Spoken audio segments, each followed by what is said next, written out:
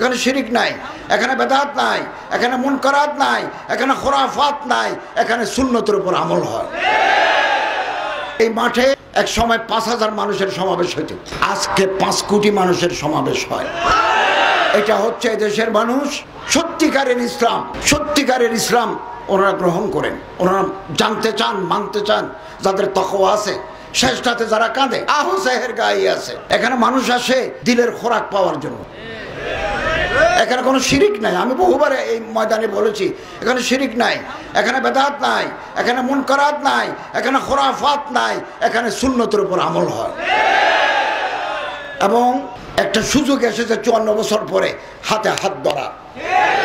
আপনার হাত আমি ধরবো, আমার হাত আপনি ধরবেন, করিমের হাত রহিম ধরবেন, রহিমের হাত আরেকজনে ধরবেন।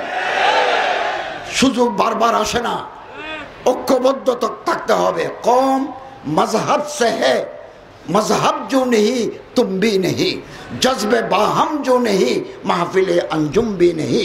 100 বছর আগে আল্লামা ইকবাল বলছেন, আকাশে কোটি কোটি তারা। অবাক করবেন, কোনোদিন সৌদি আরব গেলে ওই যে ক্লক টাওয়ারের উপরে 250 রিয়াল দিলে আপনাকে নিয়ে যাবে ফলকিয়াতে। যদি যা, আমি এদিন গেছি, চুক্তি করতে গেছি, যে ওখানে গেছি। ও আল্লাহ, এই যে কোটি কোটি তারা, সূর্যের যে আগুন জ্বলে, হিলিয়াম জ্বলে, এগুলো দেখলে বুক কাঁপিয়ে ওঠে। কোটি কোটি তারা, কে কে শাঁ, এগুলো টিকে আছে, জ্বরে যাচ্ছে না কেন? জজবে বাহাম, একটার সাথে আরেকটা টান আছে। এই দেশে আমরা যদি খোলাফায়ে রাশিদিনের আদলে একটা আদর্শিক কল্যাণ রাষ্ট্র প্রতিষ্ঠা করতে চাই, তাহলে একে অপরের হাত ধরতে হবে এবং জজবে বাহাম, একের সাথে একের টান থাকতে হবে। টান যেদিন শেষ হয়ে যাবে, সেদিন আমাদের পতন ঘটবে।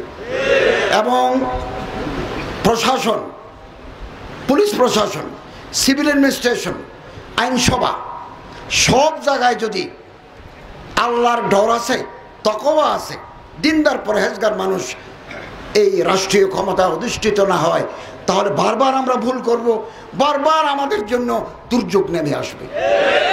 অতএব স্বপ্ন মানুষকে বাঁচিয়ে রাখে। আমি তো মনে করি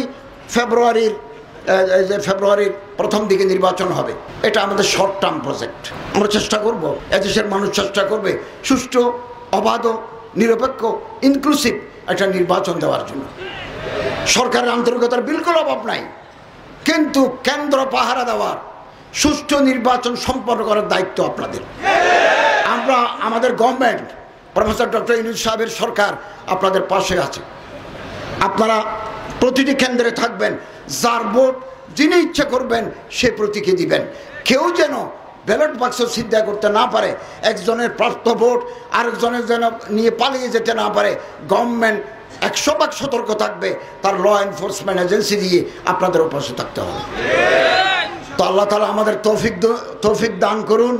আগামী দিন যেটা আসবে, আমরা অপেক্ষা করছি, কারণ একটা সুন্দর নির্বাচন হবে।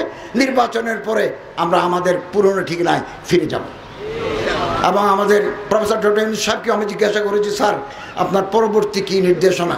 তিনি বললেন, আমিও নির্বাচন দিয়ে আমি আমার কাছে ফিরে যাব। আমরা আগামী সরকার যারা গঠন করবেন, যারা আসবেন সুষ্ঠু নির্বাচনের মাধ্যমে, আমরা আশা করব তারা আমাদের অসমাপ্ত কাজগুলো সমাপ্ত করবেন এবং জনগণের আশা আকাঙ্ক্ষা তারা পূরণ করবেন। কিছু অসুবিধা তো থাকেই, সব সময় থাকে। আমাকে কেউ গুরুত্ব দিল না, তাতে কিছু আসে যায় না। আমি সমাজে এমন অবদান রাখবো, গুরুত্ব দিতে তারা বাধ্য হবেন। এই গুরুত্ব আমাকে তৈরি করতে হবে। আমাকে মানুষ গালি দিয়ে, আজে বাজে কথা বলে, আমি এগুলো দেখি না। আমি আজকে আসছি যে ঢাকা থেকে লঞ্চে, আমি লঞ্চের উপরে রাত 1টা পর্যন্ত ফাইল স্বাক্ষর করেছি এবং এখন ফোন করে মিনিস্ট্রির খোঁজ নেব। আমাদের রাত দিন 24 ঘন্টা কাজ, 9টা 8টা 4টা কাজ নয়। এইরকম পার্লামেন্টে আপনি যদি আলেম পাঠাতে পারেন, মন্ত্রী বানাতে পারেন, সচিব বানাতে পারেন, দেশের চেহারা পাল্টে যায়।